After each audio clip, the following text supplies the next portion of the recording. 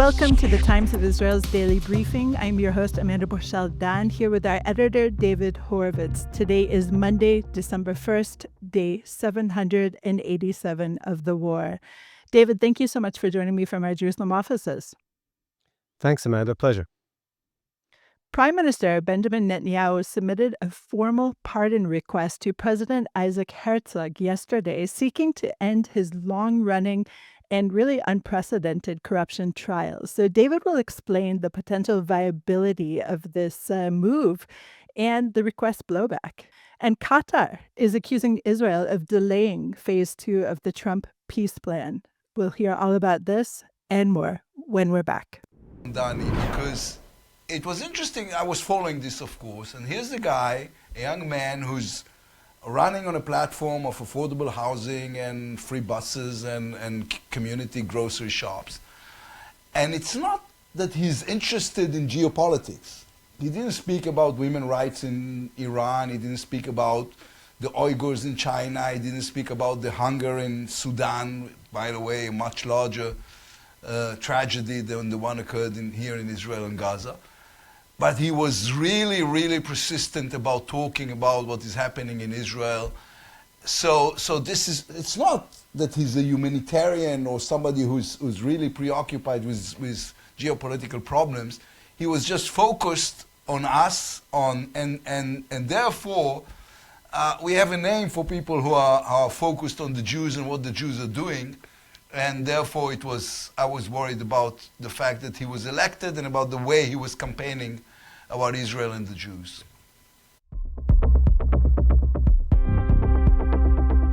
And we're back. I'm Amanda Borschel-Dan, here with our editor, David Horovitz.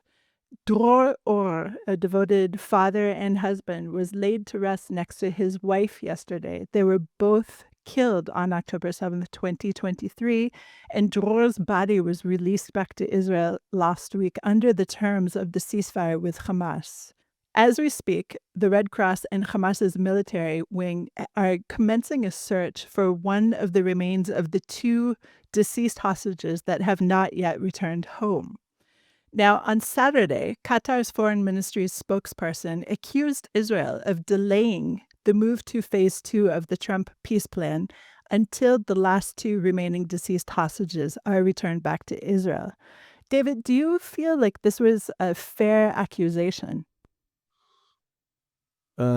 Well, if you're interested in moving towards long-term stability in Gaza and all the aspects of the Trump plan that Netanyahu immediately accepted when Trump outlined it at the White House, then you have an interest in moving ahead. But as you said there, the first phase required Hamas to free all the living hostages, which they did, and return all 28 bodies of deceased, in many cases slain hostages.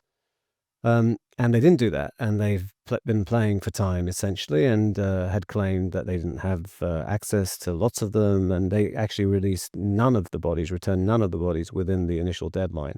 And therefore, there's a lot of skepticism in Israel about this whole process. We've now reached the stage, as you rightly say, where 26 of the 28 deceased hostages have been returned.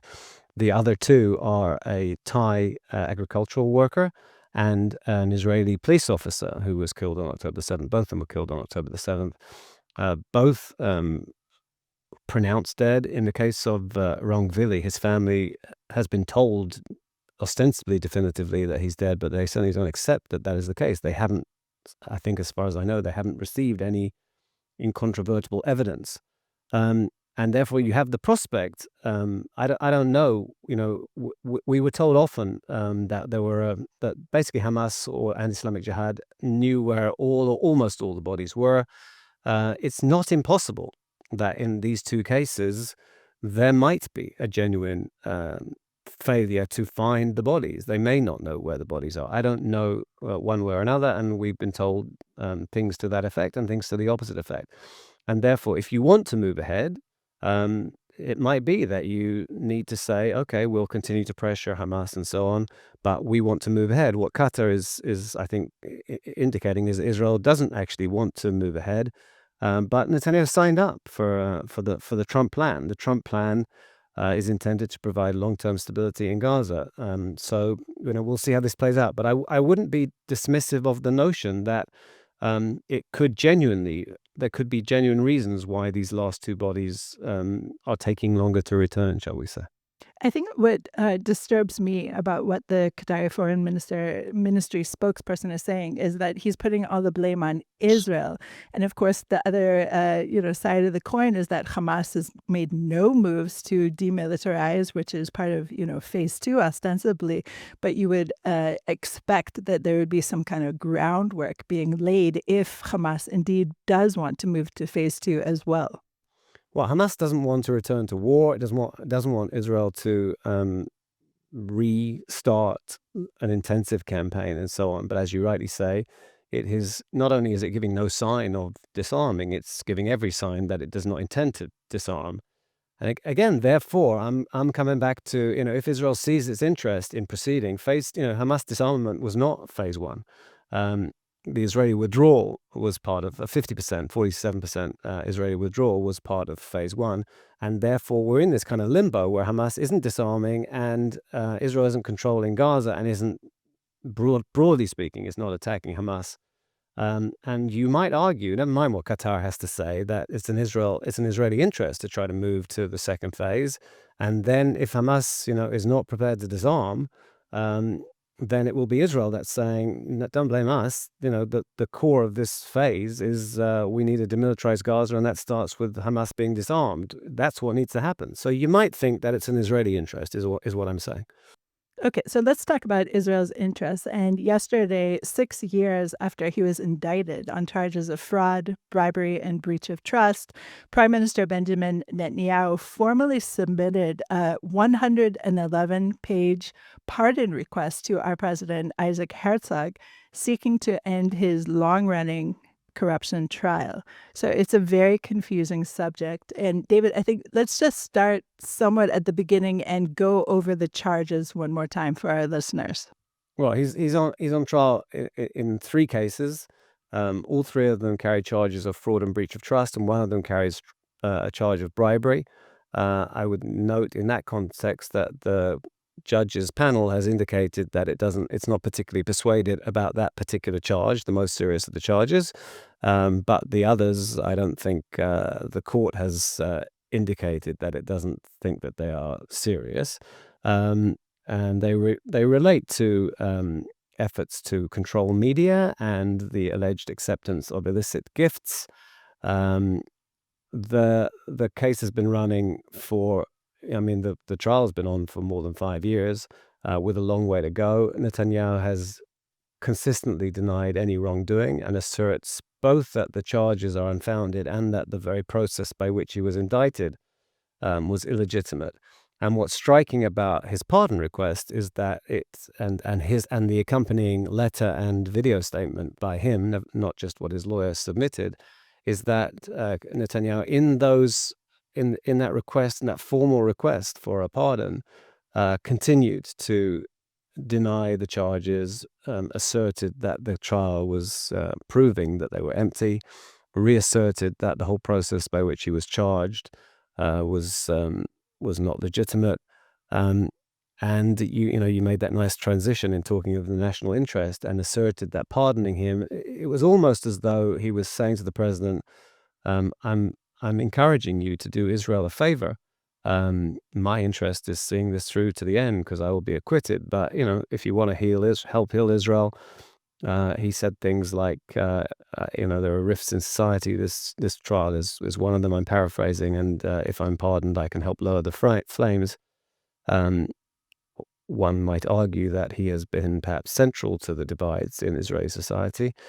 He also, his lawyer had a sentence there about he would be able, if pardoned, to handle things like issues relating to the judiciary and the media, which you could read as a factual interpretation of his current status, that because he's on trial, there are areas where he is barred from personal intervention. You could also read it as a kind of veiled threats. If you don't pardon me, we're going to proceed with the overhaul designed to subjugate the judiciary to the political echelon, and with our legislation, which is currently being debated in committee, which would give the political echelon, specifically the government, oversight over media in Israel. So it was quite striking that in this pardon request, there was nothing like an acknowledgement of guilt or an expression of remorse, which at the very least, I would say, and you can ask me and we can elaborate, complicates the dilemma for the president of the State of Israel, Isaac Herzog, who indeed, under Israeli law, has the right to pardon, criminals. And Netanyahu, I heard an argument that says that in the very submission of his request, Netanyahu was acknowledging criminality, because otherwise, why would it fall under the president's powers to pardon him? So that's one interpretation. But Netanyahu is certainly not self-describing as a criminal, and he has not been convicted. And Herzog is going to have a real dilemma in deciding how to handle this. Okay, Netanyahu obviously is playing to type. He has not taken any responsibility for October 7th, 2023, or apologized or anything of that nature. And I can't remember any time that he has apologized for anything. I'm sure it has happened. But in this particular case, I also just want to remind our listeners that there's a very powerful politician who is also pushing for the pardon, not necessarily an Israeli. So fill in that gap a little bit too, David. I don't know. I think you asked that too subtly and I can't follow. Yes, so you will recall on that most fateful of days in October when the 20 living hostages were released, President Trump came to Israel, spoke in the Knesset, and he said afterwards he hadn't been planning to say it, but he publicly from the Knesset podium urged the president, who was present, to pardon this guy, this Netanyahu, because he's a great leader and he's very important and he's going through difficult times and etc. So yeah, that's certainly it's not covert, it's overt. It was cited yesterday. It was, of course, followed up by a letter from U.S. President Donald Trump, a formal letter asking Herzog as well, very formally, not just off the cuff. That followed a couple of weeks after that, I think, October 13th statement.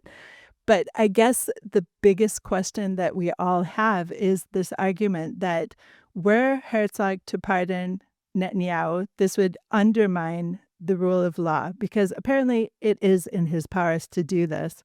And so the question, as I see it, is damned if you do, damned if you don't. Really, I don't envy Herzog at all. But could the damage wrought by actually pardoning Netanyahu be greater than the healing, as far as Netanyahu is concerned, by pardoning him? Where do you see it? Yeah, so I will attempt to answer that. Just add that as early as last night, there was a minister in the coalition actually saying if Herzog doesn't do it, we're going to have to get President Trump involved. That was Edith Silman. So Trump is very much part of this process. I think that, the opponents of Netanyahu are adamant that this cannot be. He cannot be granted an unconditional pardon, and that seems to be what he is demanding. The opposition leader Yair Lapid has said, he would have to admit guilt, express remorse, and leave public life. On that basis, yes, I think I understand Lapid would support such a movement. Naftali Bennett, who is the most potent threat to Netanyahu's continued prime ministership, opinion polls suggest that Bennett would be best placed to oust the Netanyahu-led coalition in the next elections. I think is a little less conditional, but still conditional, that Netanyahu would have to leave public office, and then in Bennett's picture, that would enable Israel to heal and begin to emerge from the dark period, most especially since October the 7th. I don't know if Herzog is. There were reports already last night that he was minded to move towards something conditional, and or to try to restart a plea bargain process. But something conditional or a plea bargain requires some kind of concession from Netanyahu, as in admitting guilt, expressing remorse, leaving public life, one or all of those elements. And there is no indication that Netanyahu is inclined to do that. There was certainly no indication in his official submissions, quite the reverse. The very fact that he spoke about then being able to do A, B, and C was from his assumed continued position as prime minister. I would think that the more uncompromising Netanyahu is in what is essentially a demand, therefore, to be pardoned for a crime he does not acknowledge that he committed, the more implacable and stubborn Netanyahu is on that position, the less likely it is that Herzog, however much he may want to, and I don't know to get into his head what his natural inclination would be, the less likely he is to meet that request. What he said last night, or his office said last night, is he's seeking a legal opinion. That presumably means from the Justice Ministry. And as one of Netanyahu's former lawyers said last night, there is not a chance, I think he used the words, a chance in hell or something like that. There is no prospect of the official judicial experts, the state prosecution and other Justice Ministry experts, telling Herzog that he should pardon somebody unconditionally in these circumstances. So much more to discuss, and I'm sure we will. But in the meantime, let's go to a short break. 3 million Israelis are dealing with trauma since October 7th. To help Israelis heal, Hadassah is there, with the largest rehabilitation center in Jerusalem, world-renowned medical centers, and youth villages. It's said, saving a life saves the world. Imagine helping millions. This is Hadassah, a life-changing force in Israel and the world.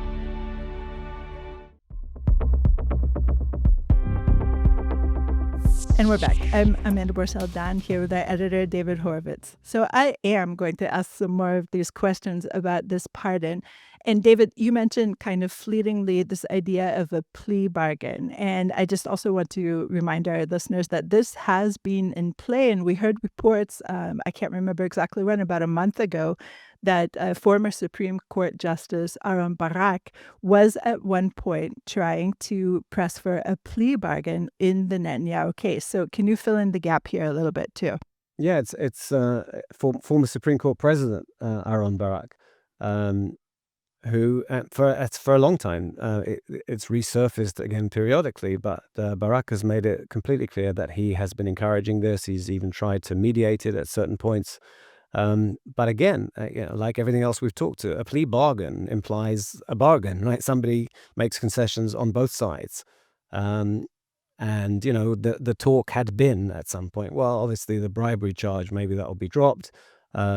Conviction on lower charges, would there be a 7-year bar on public service, as is the case with crimes that rise to a level that necessitates retiring from public office or stepping away from public office. In other words, when this has been discussed, by definition, it would require compromise from both sides. And what's striking, again, about all the material that Netanyahu submitted and that he himself said yesterday was there is no indication whatsoever of a readiness for compromise. And that's why I said that, what I said before about that one interpretation, that by definition, simply by applying for a pardon, it might be argued that Netanyahu was placing himself in the category of, hey guys, those who need pardoning. I mean, what does he need a pardon for if he hasn't done anything wrong? And therefore, maybe that's what amounts to a compromise. But then immediately you get into, well, if you are somebody who I must consider to be a criminal, what are the elements that go with this pardon? The precedent that's being widely cited here is the Bus 300 affair from 1984, in which Palestinians commandeered an Israeli bus, terrorists, and were killed by the Shin Bet and executed by the Shin Bet. And there was a cover-up, and it finally came out what had happened. And they were pardoned, but they were the head of the Shin Bet resigned. They acknowledged guilt, and therefore it is not an absolute precedent. It's a precedent in terms of presidential pardon, in terms of, I believe that they were not convicted. I think the trial had started, but it is not a parallel. And of course, in terms of the person requesting the pardon, it's of a whole different significance. And that comes back to the question I didn't fully answer from you before about whether pardoning him would do more harm or more good to the national interest. Netanyahu argues that it would do good for the national interest. In fact, as I said, it's almost like I'm offering to do you a favor and to allow me to help heal the nation. To break down the proportion of the public that buys that argument, I don't think a majority of the public buys that argument. But this is a very divided country. If you look, there was a Snap survey, which I would put very little faith in, by at least one TV station last night, showing a quite divided public on aspects of what is playing out. I don't think it was particularly credible. I don't think the questions were terribly well phrased and so on. But there's a part of the Israeli public that thinks Netanyahu did no wrong and can do no wrong and has been betrayed by everybody else, which is what he argues. I would think that there is a larger proportion of the public that may have doubts about this trial, but is unconvinced that Netanyahu can do no wrong and did no wrong, and that feels very strongly, at the very least, that there needs to be a full investigation of October the 7th, and a large proportion who think that Netanyahu should have resigned a long time ago. Okay, my final question to you, we've been going on quite a long time, but my final question to you is pretty Machiavellian in nature. And of course, our president, Isaac Herzog, is still a pretty young man, and there's no reason why he wouldn't seek elected office again after his term as president. He has quite a few more years, but he's still a young man. He's a very consensus figure overall, I think, and his popularity has only grown since assuming the role of president of Israel. He was, of course, just to remind our listeners, he was the head of the Labour Party before taking office as president. And part of my thinking on this request for a pardon is putting Herzog in this really difficult position from which he probably cannot, he can't get out of it very easily, and he would potentially lose a whole swath of the electorate no matter what he does here. Is that just crazy thinking, David? Well, I would never describe your often unconventional thinking as crazy, and crazy things happen all the time. So let's just try and work that out. I think that Herzog can emerge from this intact by imposing relevant conditions on somebody he's pardoning. And if the person accepts those conditions, then if those conditions were the right conditions, it could be not harmful to Herzog. However, I think if he basically lets Netanyahu off the hook, he certainly won't be relevant, because Netanyahu will still be sailing smoothly along, and he will have alienated anybody who doesn't support Netanyahu. So that would be my take. My take is he has a dilemma, but I think there's pretty widespread support for a conditional pardon, provided the conditions are, I think. I don't want to break it down into proportions, but I don't think, I do think there'll be a significant proportion of the public that would go with the three Lapid demands, and there might be others who would find slightly less definitive demands acceptable. I think that there would be very few people outside the Netanyahu camp, by definition, who would want an unconditional pardon. I think the question is, Machiavellian is appropriate for Israeli politics.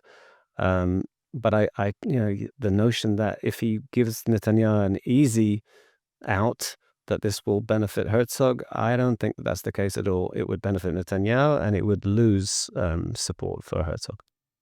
100%. That's how I feel as well. As I understand it, the president is traveling to the United States this week. And so do you have any idea of the timeline of this pardon request? It could take quite a long time, couldn't it? Well, first of all, he needs to get that opinion, that formal advice, really, from the law enforcement and specifically the Justice Ministry authorities I mean, we didn't know that this was coming yesterday. I think there were people who thought that it was possible, but Netanyahu had been saying until fairly recently, I mean, that he was not going to be seeking a pardon. He's consistently said he wants the trial, he wants the truth to come out. He's publicly, I think, rejected a plea bargain or the notion of a plea bargain multiple times. And therefore, what hasn't happened yet, we very often don't know about it. I don't think there's a compelling reason why it would take more than a few weeks for the president to formulate at least. I mean, and do they then negotiate over these things? I assume that's and then there's a process that I can't imagine that. There is no result that would not come before the Supreme Court at some stage. Even maybe the rejection of a pardon would come before the Supreme Court, but certainly the acceptance of a pardon or a plea bargain with any conditions would come before the Supreme Court. So I think we're in for a fairly lengthy process, but I don't see why it wouldn't sort of start to actually roll within a matter of a few weeks. David, thank you so much for joining me today. Thanks, Amanda. Thanks for listening to the Times of Israel's Daily Briefing. Please check out another installment tomorrow. This episode was produced by the Podwaves. If you have any questions or comments about this or any other episode, please drop us an email to podcast@timesofisrael.com. Until tomorrow, shalom.